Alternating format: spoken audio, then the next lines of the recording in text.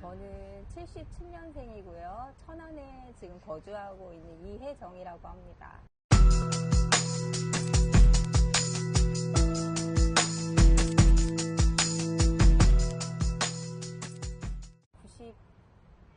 95년도, 그러니까 고등학교 3학년 때 제가 상업고등학교 나왔거든요. 그때 처음 입사, 그러니까 원서가 온 게 삼성반도체였어요. 그래서 신청해서 바로 입사 합격해갖고 가을에 9월인가 그때 이제 합숙하면서 이제 신입사원으로 들어가게 됐죠.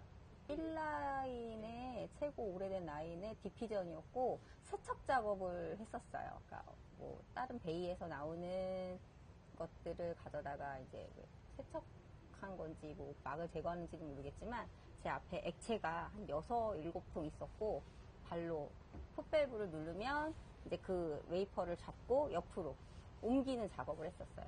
제일 중요하게 여겼던 거는 그 사업장 내의 그 환경 깨끗해야 되잖아요.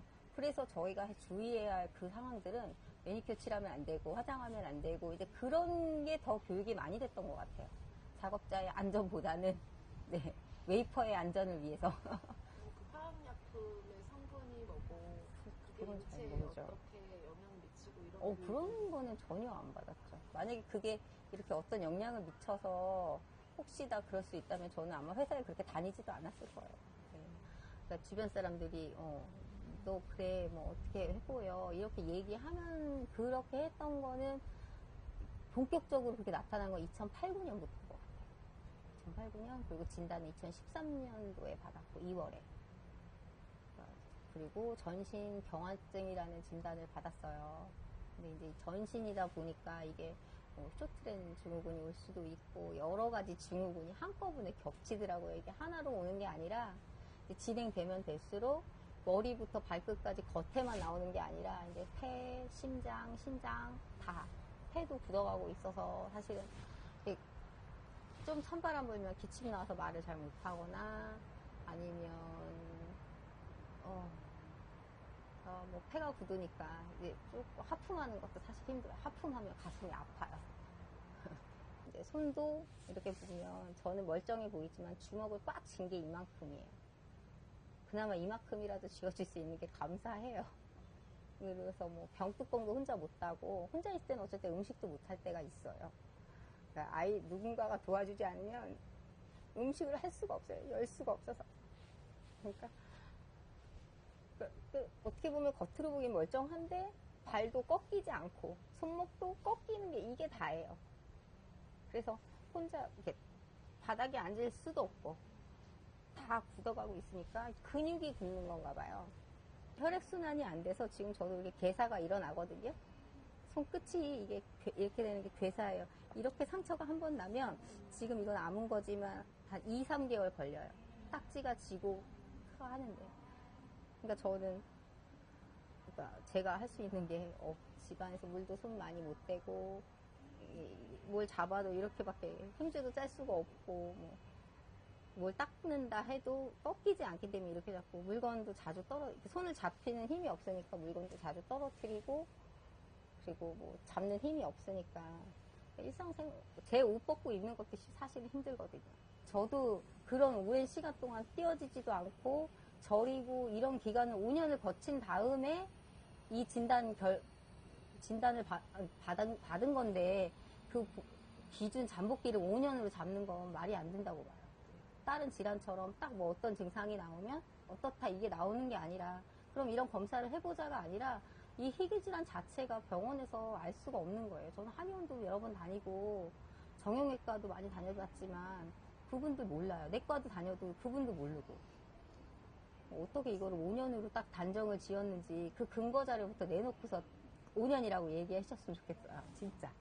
어떻게 보면 공기 좋은 데서 아이들만 키우면 전업주부로 살았는데 이 병이 온 이유가 없다는 거죠. 스트레스를 많이 받거나 아니면 제가 뭐 힘들게 살았거나 그러면 이해를 하는데 제가 아마 그런데 노출된 건 아마 삼성밖에 없다는 생각이 들고 저희 동생도 누나가 딱히 그럴 일이 없는데 그러니까 저보다 먼저 생각을 하는 거죠. 뭐 개인적인 사과까지는 바라진 않지만 저 같은 피해자가 또 나진 않았으면 좋겠어요.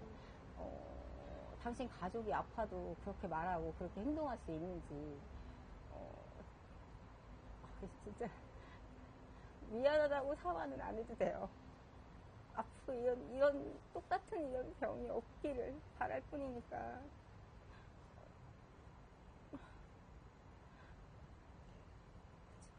저 혼자만의 고통이 아니고 그걸 지켜보는 부모님, 그리고 요즘 혼자 살아가기도 힘든 세상에 저희 남편, 그리고 저희 아이들도 사실은 처음 생존율이 5년이라고 했을 때 너무 슬펐거든요. 한 5년, 내가 5년 동안 아프지 않고 살아갈 수 있을까? 그래도 한 이렇게 3년이 다 가까워 오니까 욕심이 생기더라고요. 10년만 아이들 옆에서 살았으면 좋겠다. 근데 몸이 3년도 아직 되지 않은 상태에서 이렇게 제 몸 하나 챙기기 이렇게 힘들 정도가 되니까 10년 후까지 살아서 계속 누워있게 되거나 아니면 요양원에 가게 되거나 하면 이거는 신랑이나 아이들한테도 피해를 주는 것 같은 거예요. 그러니까 몸이 아픈 것도 힘들고 마음이 무겁고. 근데 사과 개인적으로 안 해도 되니까 이런 병이 안 일어날 수 있게 더 노력은 했으면 좋겠어요. 자기 가족들이 일하지 않고 그런다고 해서 그렇게까지 하는 거는 아주 정말 나쁜 생각이고, 힘 없으니까 무시하는 것밖에 더 되느냐고요. 열심히 활동해주시고, 저는 이렇게 참가하는 게 없으니까, 참여하는 게 없으니까, 그냥 대신 이렇게 열심히 싸워주셔서 감사하다는 말, 힘을 조금 더 내주시라는 말. 물론, 가족들도 힘든 건 이제 지켜봤으니까 알겠고, 아픈 본인도, 그리고 아마 돌아가신 분들은, 그때 정말 무서웠을 거예요. 저도 생존율이 70% 한 20, 30%밖에 안 된다고 얘기 들었을 때, 5년 생존율이 그렇게 됐을 때 너무너무 무서웠거든요. 진짜. 그리고 남겨질 가족들도 그렇고 어떻게 말로 표현할 수 없을 정도로. 그러니까 남겨진 가족분들도 힘내시고 열심히 하셨으면 좋겠어요.